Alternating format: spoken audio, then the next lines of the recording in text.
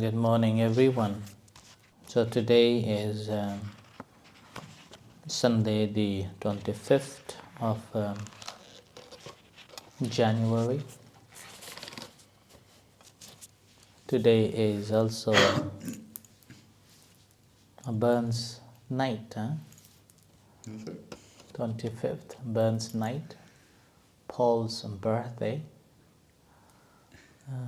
So, as usual, we are here to do this morning chanting to show our respect to the Buddha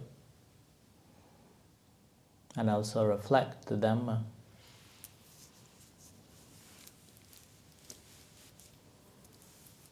The Sunday today, so there is meditation sessions online at 4 o'clock.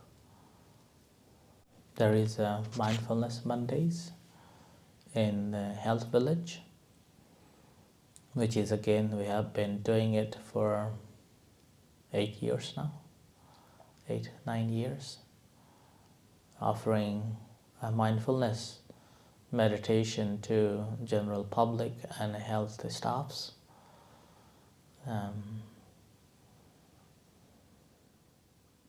Unfortunately,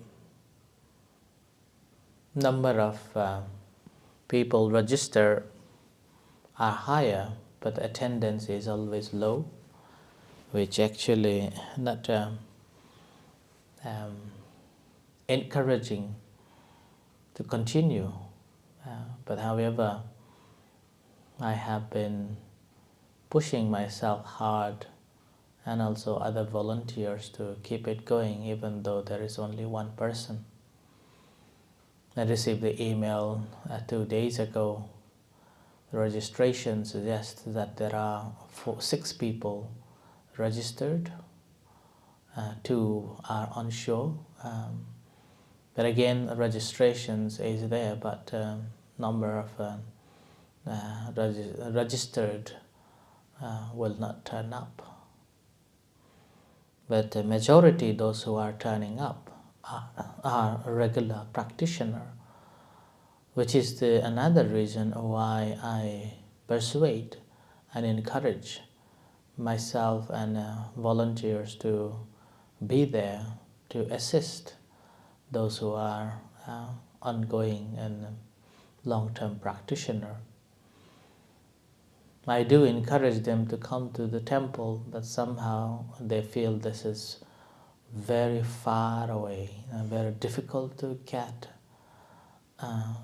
And this is normally the case. Those who are living in the city, West Hill looks like very far away. But for us, city is just other fence of other fence. So that's another reason. And also majority of them quite senior. So, but anyhow, so this is the part of the activities that we have been continuing. And meantime, I have this crazy idea that from next Sunday we will be practicing meditation from 7 o'clock onwards. After chanting, we will be meditating and encouraging members to meditate. So I'm just consulting time, or did today or tomorrow. I will announce the practice. So maybe move morning chanting to 8 o'clock and then continue practicing until 10:30. So we will have over 2 hours of practice, morning chanting, and then meditation continue until 10:30. And we'll encourage members to bring one dish to share along with the members and also offer to the monk.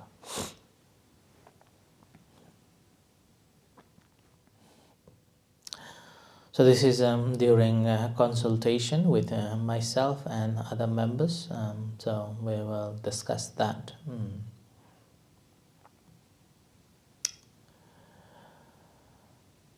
After the Buddha attained enlightenment at the age of 35,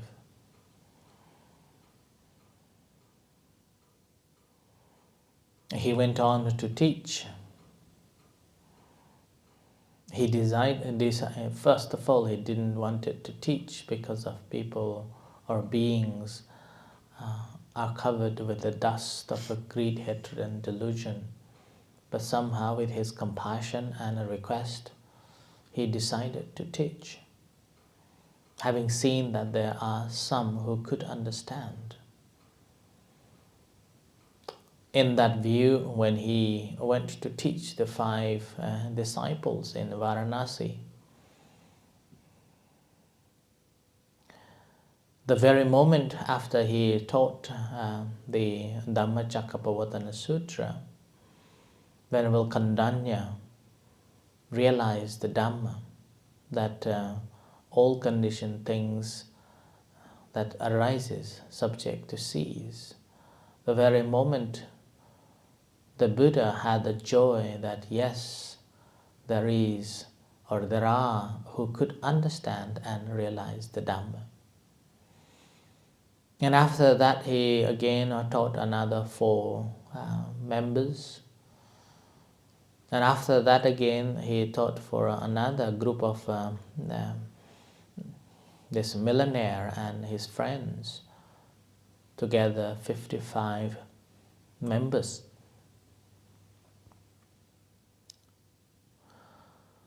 After all these together 60 disciples, then the Buddha summoned them to saying that Charata Pikkave Charikang Bahujana Hitaya Bahujana Sukhaya, which means that go forth, monks, for the goodness and happiness of all beings, both gods and humans, and do not go in the same path. 2 people don't go in the same path, go in different directions. So that was the first mission that the Buddha sent out, to spread the Dhamma. So that basically 60 directions, and including the Buddha, to say 61 directions, they went in different villages and cities to teach or share this mission, this Dhamma that they have realized after hearing the Buddha's teaching.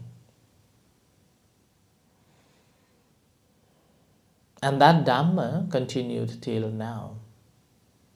So in this sense, the Buddha actually spread the Dhamma with this hope to bring the peace and harmony in each and everyone's heart and minds in different levels. So he encouraged all the monks to work for this mission. So with that mission, we can see that all the venerable monks have taken that admonition and are walking the path in a peaceful, harmonious and calm way to the different places and different societies and different communities. And this has been a history, and they have traveled far and wide without causing any troubles to any groups or any villages or any countries at that time and even now. And the mission to walk, this walk is simply to spread the message of a peace within and find the liberation, the fruit, the path and the fruit.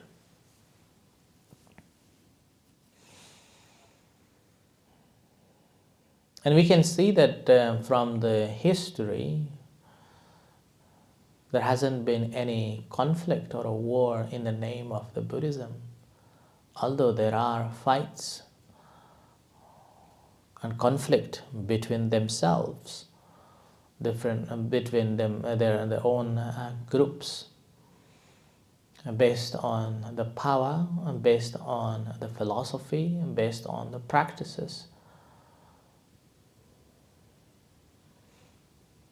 But they're always been on the way to preach, to share the peace, the word of peace or a message of peace, and finding the way out from it, from these miseries that we are suffering. Similarly, when we look at the Buddhist monks traveling in the West 100 years ago, like that was the first Buddhist monk ever brought or traveled was 19th century. And then the first Buddhist mission, which officially recognized as a mission, was 1909, when the Englishman became a monk in Myanmar during the time when the Myanmar was a colonized country. This Myanmar monk, or a British Myanmar monk, came with some fellow supporters from Myanmar to UK, to London, and spread the Buddhist mission. They worked very hard and they traveled so far and wide. And there were only a handful of people, those who were interested in the study of the Dhamma. And yet, they stayed and taught. And gradually, the teachings spread into a small community.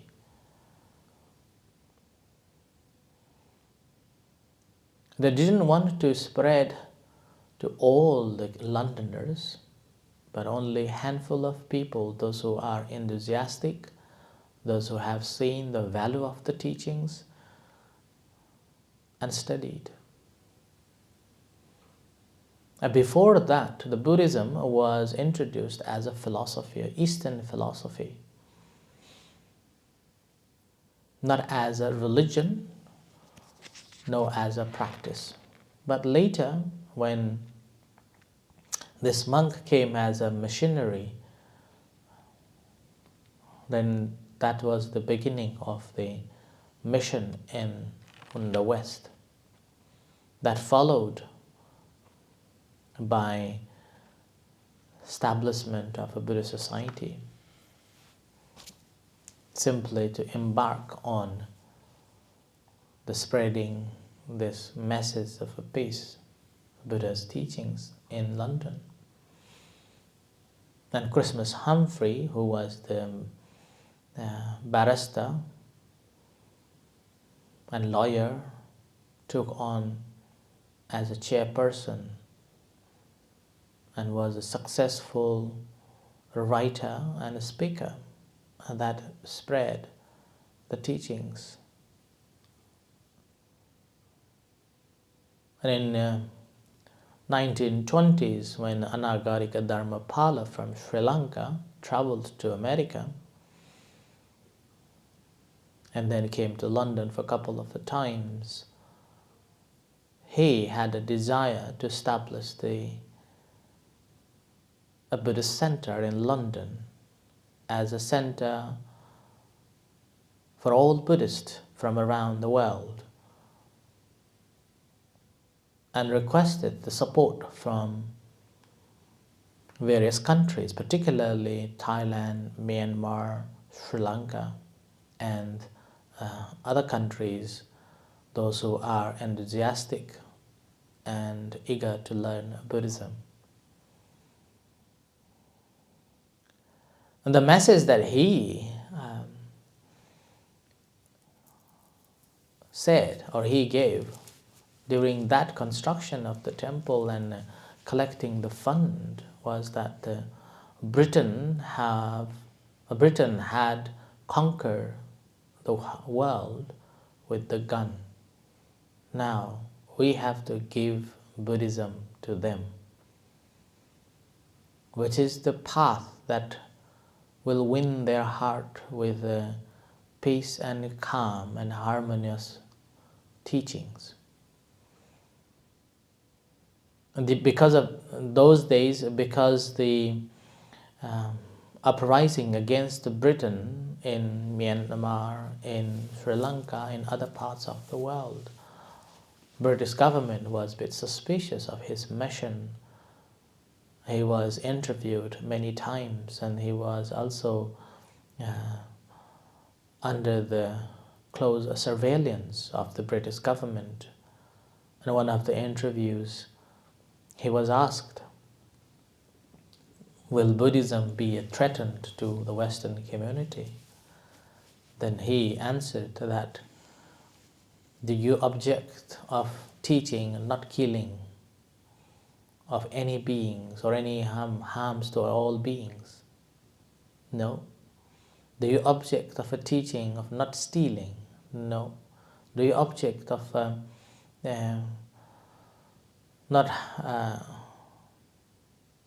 do you object of a teaching of not having sexual cheating and sexual misconduct? No. Do you object to teach not to speak false? No.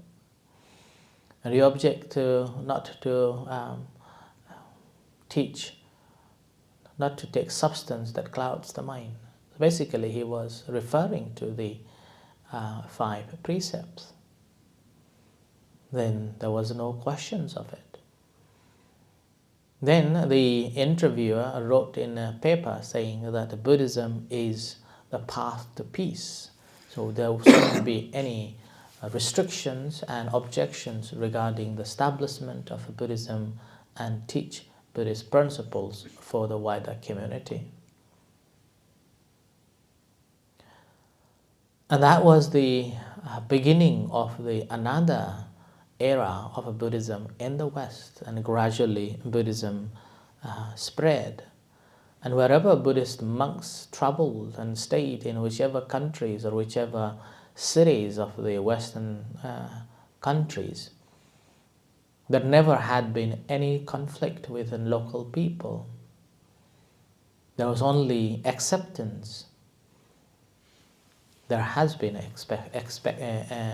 acceptance, although initial stage a bit suspicious and rejections or confusion, but later, after they have been living together for some times, all welcome. They even become a part of the community. Because Buddhism never tried to convert anybody. And Buddhism never tried to invade anyone's privacy. Buddhism encouraged us, all of us, to practice its harmonious path, a peaceful message, peace within, beginning from within and then sharing it with others. And sharing it again with a kindness and compassion. And particularly for the Buddhist monks, it's a so difficult practice. The Buddha strictly instructed to the monks, saying that if someone hits you, if you say even just a harsh word to that person, you are not the disciples of me. So as a Buddhist monk, we always have to bear with a kindness and compassion. Even your limbs been cut off, you still have to share the loving kindness to that person. Like there was a particular monk during the time of the Buddha. He came from very arrogant city with a very different attitude and views in that city. But somehow on the travel, on the business, he happened to come across with a Buddhist message to Buddha while the Buddha was walking for the Pindapata When he come across with the Buddhism, he was very fascinated with it and then wanted to follow this path of such a peace and a harmonious way. And he becomes a monk. And in no time, due to his dedication and determination, he was enlightened. After he became enlightened, his heart overwhelmed with this kindness and compassion to his own community in that city.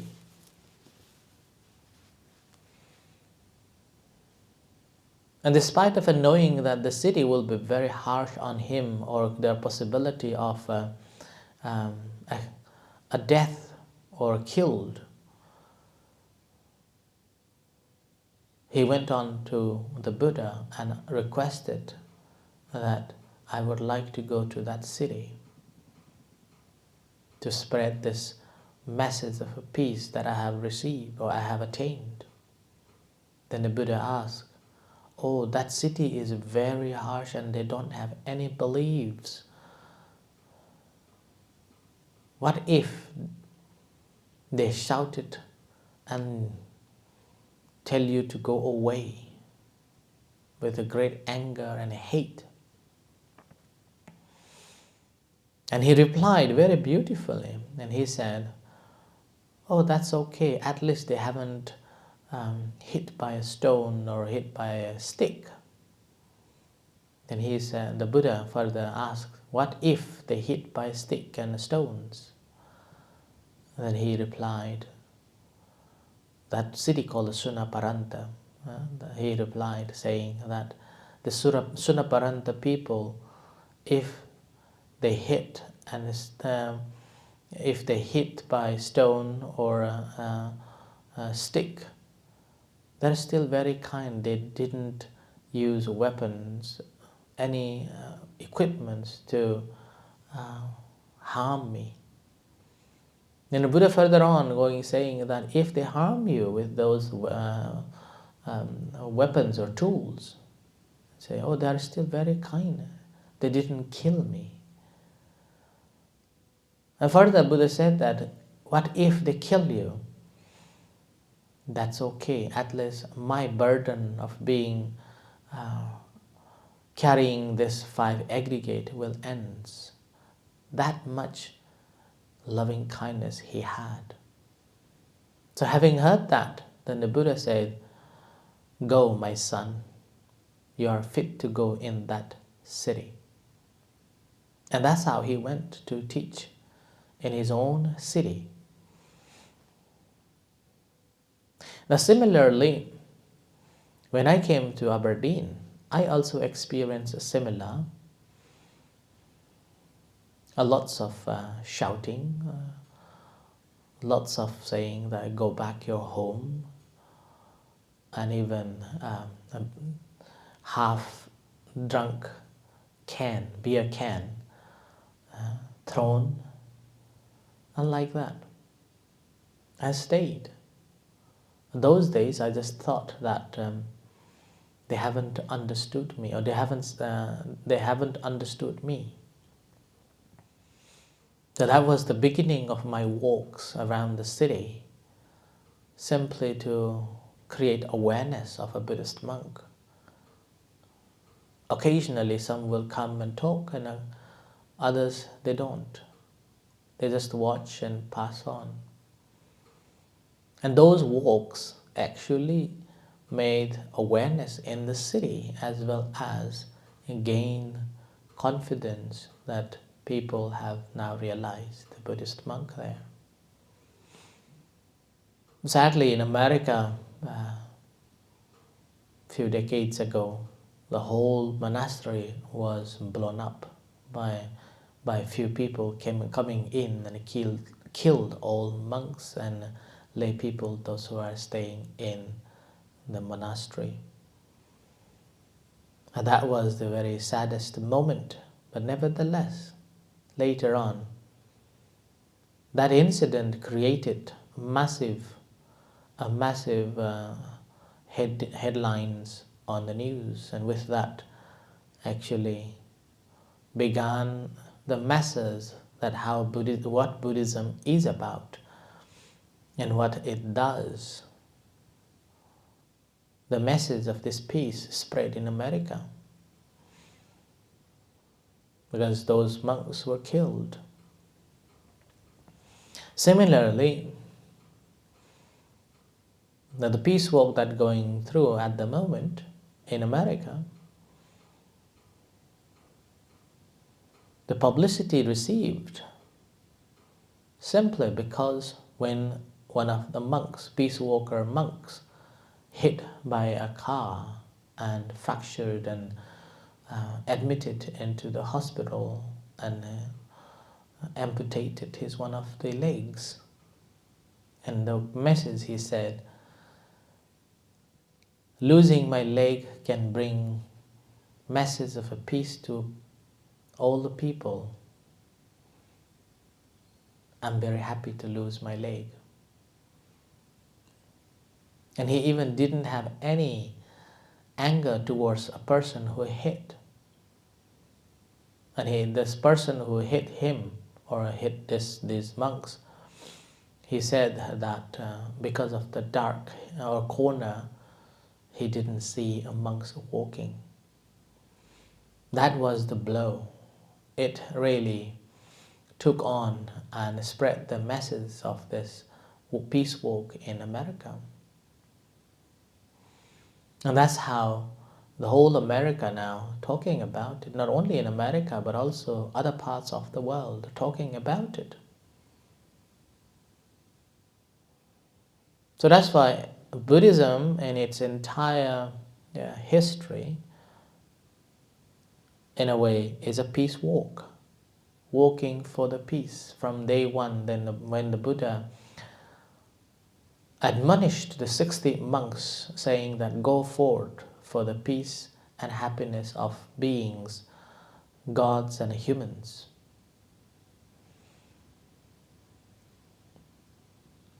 With that spirit, ever since, monks have traveled across the world teaching this message and gradually become a part of every societies. And that's simply because the message of a peace and a kindness and compassion, that is the base of a Buddhist teaching. So we are very fortunate to have this access, fortunate to have this opportunity to learn the Dhamma, which brings peace within. Even though we may not be enlightened yet, but at least after studying it, after practicing it, we can realize, or we can feel that the Dhamma has something that brought peace in my heart.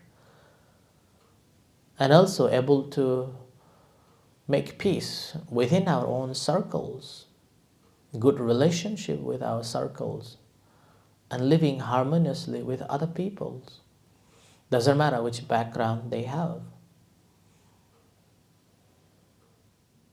So that's why although Buddhists are very scarce and very few handful of people, but they are probably the most happiest people and bringing peace to all, for themselves and then to the community. Having said that, we are also part of it. We are also sharing this. So we are embodying the teachings of the Buddha to share this peace, the message of a peace, to whoever come across with us. And we are sharing it with kindness and compassion, not with the desire, or not with the mission of a conversion, not with the mission to expand the territory or expand the number of members, but with the kindness and compassion that everyone can overcome from any miseries that they are going through and find peace within, and then sharing that peace with others.